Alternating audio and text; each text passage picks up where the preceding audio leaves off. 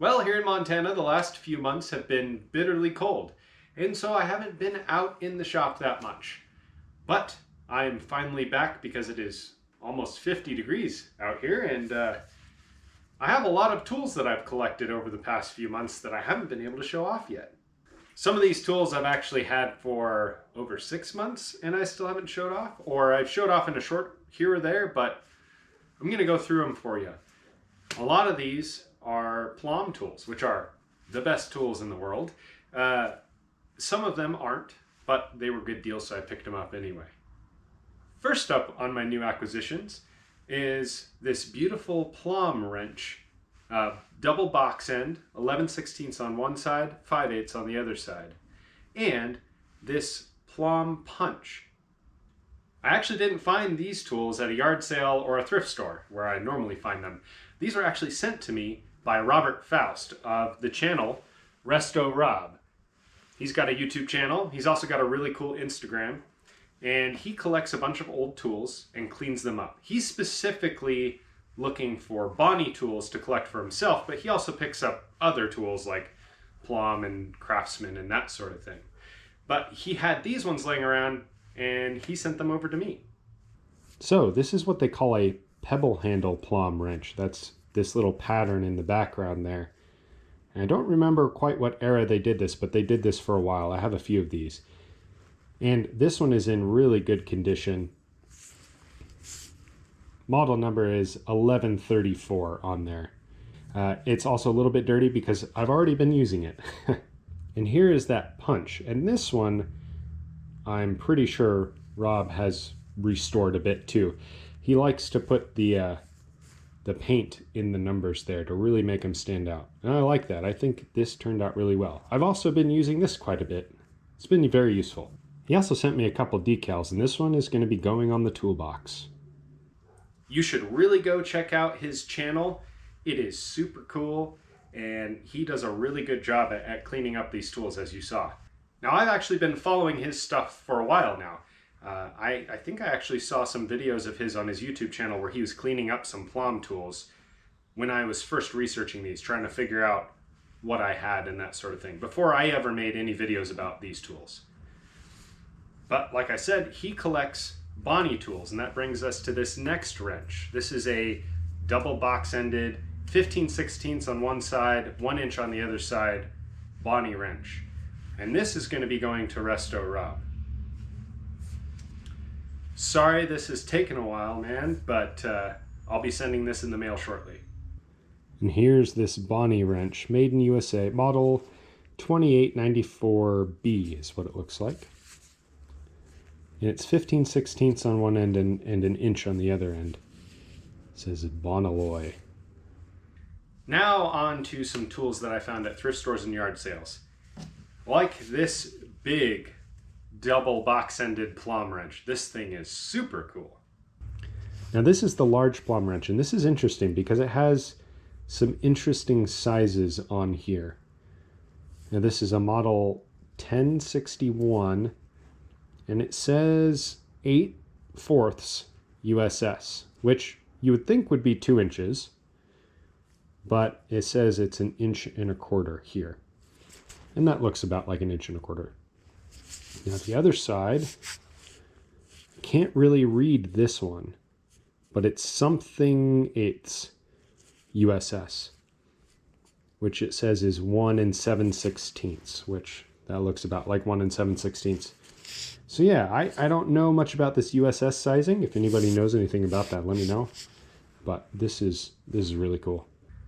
Now I have an assortment of sockets, a couple wrenches, and a screwdriver over here. These are ones that I found all at one yard sale, and most of them are Proto. This is a Proto professional flat blade screwdriver. I have another one that's about this size, but it is much longer. I think I showed it off in another video. But these are really nice. Model number on this one is 9805. And here is a combination wrench, 11/16, model number 1222. And this is a Proto Professional. I got this at a yard sale for 50 cents. At the same yard sale, I also got this 1/2 inch combination wrench. At that same yard sale, I got these deep sockets. This one on the right is a 7/16 3/8 drive. This is also a 3/8 drive, but this one is a 1/2 inch.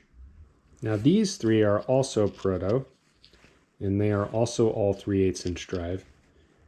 And this is an 11/16 Proto Professional model 5222.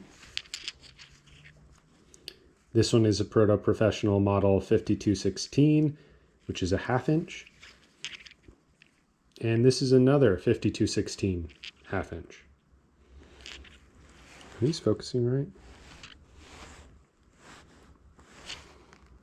I hope these are in focus. Now these ones aren't Plum or Proto, but they are also pretty cool. This here is a 7/16 snap-on, an older snap-on, which is pretty cool. This one is a 1/2 inch SK, which those are also quality tools. And this one is a Craftsman, also 7/16. And finally, just some random ones. There's a 1/2 inch drive Pittsburgh. This one is a brand I've never heard of. It just says PM on it. If anybody knows anything about that, let me know. And this is a 7/16 3/8 inch drive. We've got our, the ones that everybody finds. The 7/16 just says Taiwan on it. And one that just says 1/2 inch. Probably Taiwanese or Chinese. Came out of some kit, and that's actually a 1/4 inch drive. Anyway, all these sockets and the other ones, they just kind of were in little Ziploc bags for like 50 cents each, so I just bought them all. And this I actually got at a different yard sale. And this is a Plum model 5422 11/16, and it's a 1/2 inch drive. This one is very rusty, and so I think I'm gonna see if I can clean it up, make it look a little better, but it is very rusty and beat up. Now, as you know and as you've seen, I collect mostly hand tools. But over the summer, I also found these over here, some electronic testers, like this JC Penney engine analyzer. This thing has definitely seen better days, and it's kind of crusty. Oh, like this switch won't even move. So I'm gonna see if I can take it apart, clean it up. We'll see if it works.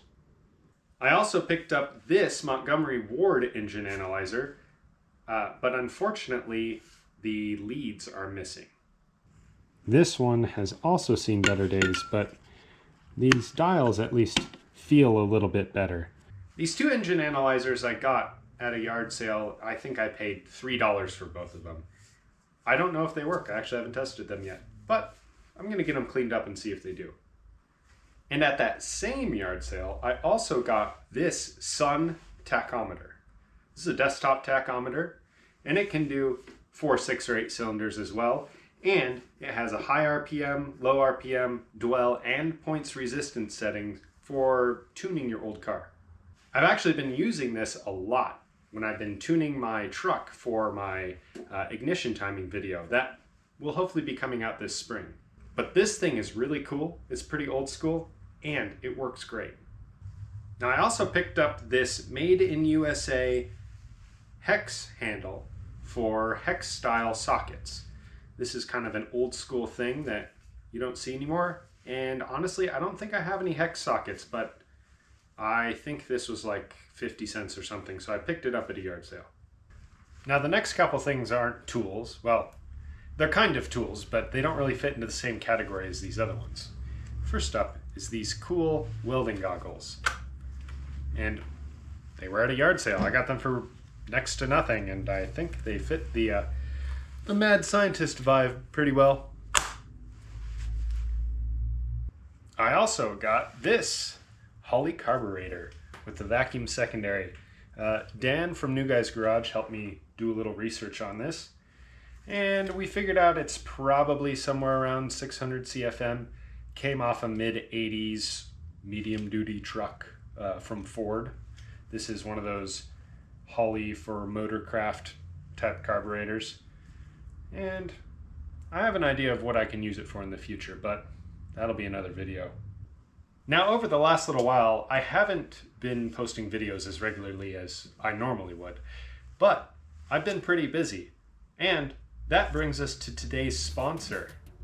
What? A sponsor on the channel? Yep, that's right. This video is sponsored by me. And yes, that's kind of a joke, but I've been working on a website where you can go and you can buy vintage tools like this, and eventually vintage auto parts as well. Through my quest to find the best tools ever, I found that a lot of other people like vintage tools as well. And also, working through some of my projects like this flathead 6-cylinder engine and my other vintage vehicles, I found it can be difficult to find reasonably priced used parts. So my goal is to provide a place where you can find quality vintage tools and vintage auto parts at reasonable prices. Even though this is still a work in progress, if you go to junkyardnecromancer.com, you'll see that I already have some nice vintage tools and some other cool stuff for sale. You'll also see the Plum Tool Archive. That's where I am cataloging my entire collection of Plum tools and other ones I find. It includes descriptions and detailed photographs for anybody who's looking for information on these awesome tools. I eventually want to make this the #1 site on the internet to go to for reasonably priced vintage tools and vintage auto parts. So please, even if you're not going to buy anything, I'd love if you would go over to the website, look it over, and then let me know if there's anything I can do to improve the site. So thank you for watching this entire video and letting me ramble about these crazy old tools that I just love to use every day.